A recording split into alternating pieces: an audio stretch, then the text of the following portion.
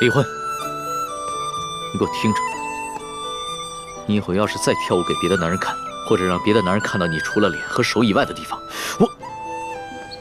啊，主子，叶欢还没回来。是啊，这易欢姑娘还没有回来，我们要不要派人去找一找？不用找了，真是胡闹！我回来了，主子。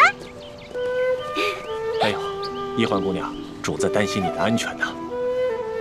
左大人，这边请。哦，好，主子告退了。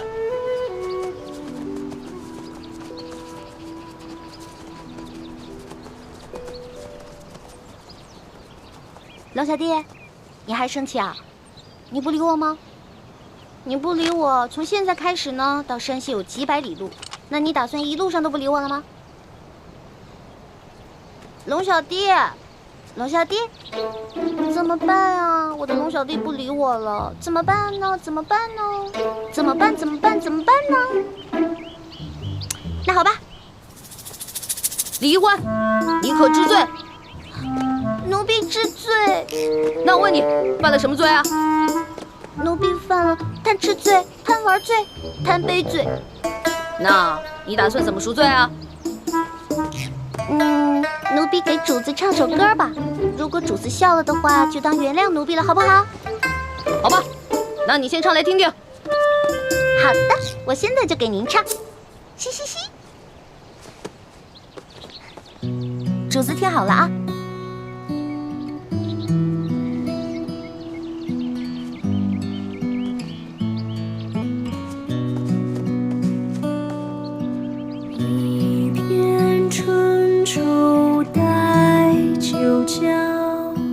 江上舟摇，楼上燕巢。秋娘独语台娘娇，风又飘飘，雨又潇潇。何日归家兮可抛？影自生凋。心自相绍，流光容易把人抛。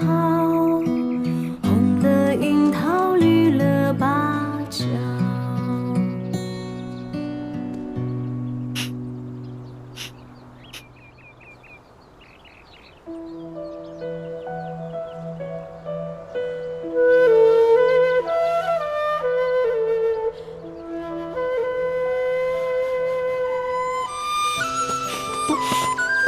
离婚！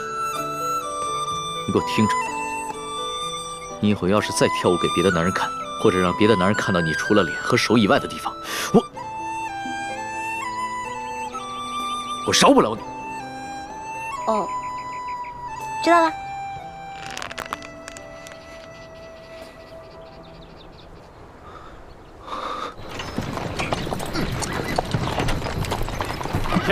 停！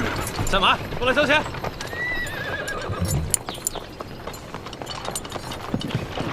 慢点！怎么了？我们要过去。废什么话？到那边交钱！交钱！军爷，我们过路要交什么钱啊？要想过关，先交税钱。哦，税钱。怎么不走了？主子，这军爷说了，他要收您的过路钱啊。哎呀，过路钱，你们天天在这收吗？这位军爷，你这收的什么钱？关口要道，过往商旅一律上交税钱2吊。可我们不是商人，为什么还要交税费？不管你是做什么的，只要从我这路口过，就得交钱。这大清立国30余年，怎么没有听过这样的规矩？少给我啰嗦！哎，干嘛？干嘛？哼，看你像个贵公子模样，2吊钱拿不出来，不想出钱就别从我这过。好，这钱我出，不过你得告诉我，是谁让你们在这收钱的？这是我们知县大人的命令，你还想怎么着？龙小弟，这一个小小的知县就敢巧立名目胡乱收费，再大点的官可了得呀！哎，回去告诉你们大人，就说他头上那顶乌纱帽很快就要保不住了，知道吗？我们知县大人，朝廷里有人，就你们，算哪根葱啊？我们算……行了，咱先别说了，别耽误了主子的正事儿啊！哎，把钱拿过来。这次出巡，看来真是出对了。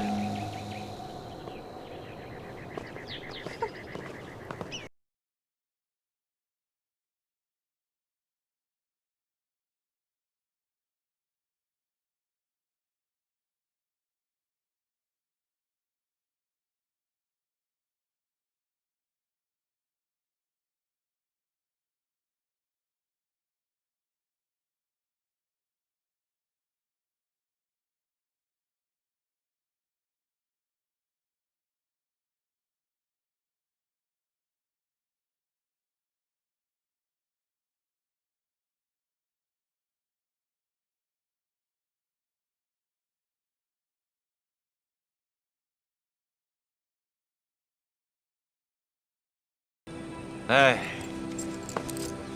你们呀，真的不知道什么叫王法。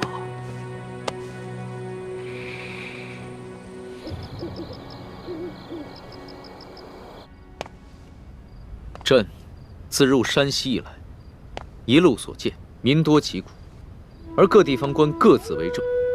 朕一日行100余里，竟连遇3处关口，巧立名目收取税费。过往商旅都被迫缴纳所谓道路修补款项，贪污之风可见一斑。念及民生之苦，朕实不能寐。老大，都记下来了吗？放心吧，全记下来了。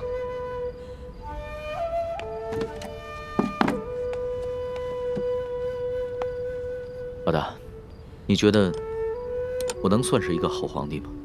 你呀，马马虎虎吧。你别生气啊！你之前跟我说的，让我在你面前不能说假话，只能说真话的。要是你以前这么说的话，可能我还会不高兴。但是现在我不会了。你说的对，我确实只是一个马马虎虎的皇帝，离一个好皇帝还差得远呢，差得远呢。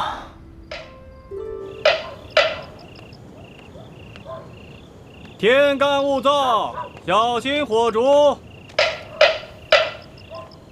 天干物燥，小心火烛。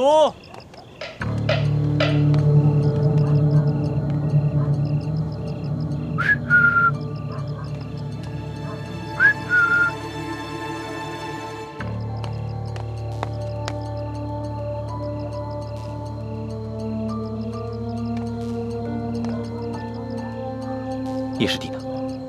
哦，他有点事耽搁了，要晚点才到。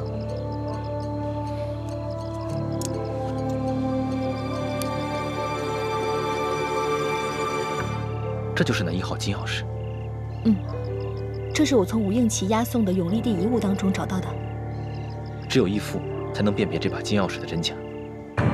但义父回明珠谷清查内奸去了，下月才会回京城和我碰头。这把金钥匙先交给我保管。就在我得手的第2天，吴应奇就将永历帝的遗物交给书剑保管了。那书剑直接当着我们的面，找出那把金钥匙挂在自己颈上，贴身保管。只怕书剑做梦也想不到，他拼死保护的这把金钥匙，居然是一把假钥匙。遇到劫匪的时候，你们也在这儿，可有发现什么线索？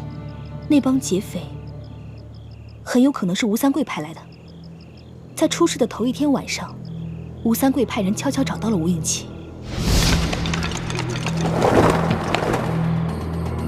父王命你连夜快马赶来，有何急事？王爷问2公子，在永历帝的遗物中，可否见过一把金钥匙？有。卑职奉王爷之命，请2公子立刻将金钥匙交给卑职，用这把假的金钥匙调包。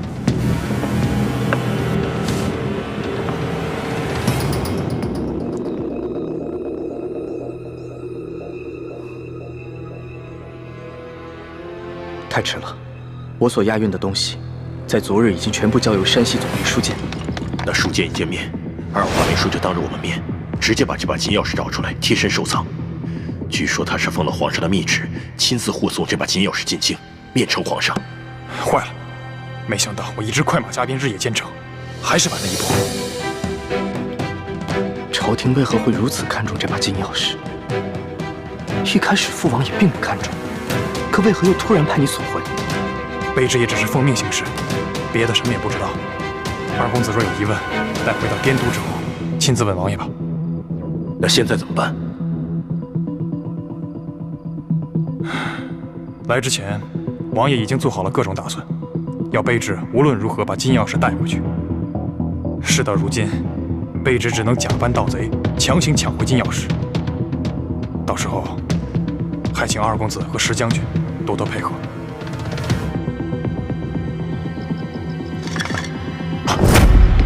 谁？紧接着第二天，书剑就遇刺了。石青红率着手下假作抵抗，我和叶师弟自然也不会真的出力。书剑虽然是个好将领，精通兵法，却武功平平，而吴三桂派来的一帮杀手们，个个武功高强，不一会儿就将书剑带的200精兵杀得七零八落。看来，吴三桂已经知道了金钥匙的秘密，否则不会派人连夜追回。只可惜他万万料想不到，我们赶在书剑之前就已经调包了金钥匙。他们不惜劫杀朝廷命官，担了天大的干系，却只找回一把假钥匙。这倒是个好机会。康熙跟吴三桂本来就彼此猜忌，我们正好可以借此机会激化他们的矛盾。那书剑伤势如何？他一直昏迷不醒，但还强撑着一口气。千万要留心书剑伤势的变化，同时留心舒婉心是否出现。如果有意外的话，马上联系我们，千万不能让康熙提前得到消息。我明白。原本你拿到金钥匙，我和叶师弟就准备趁着给书剑寻找良药的机会不辞而别。可如今出了舒婉心这个变故，我们也只能再回到吴应奇的身边了。辛苦你和叶师弟了，我们这边就不如你们那边顺利了。好不容易找到了铜匣，又被人调了包。关于明珠谷的内奸，我和叶师弟也想了很久，却不知该怀疑谁。以后大家行事要更加谨慎，如果有什么行动的话，一定要守口如瓶，千万不能让更多的人知道消息。好，我明白。大师兄，我该赶回去和叶师弟会合，再一起返回吴应奇的身边了，以免石青红起疑心。樊师妹，叶师弟为什么不来见我？他究竟去了哪里？我也不知，问他，他也没说。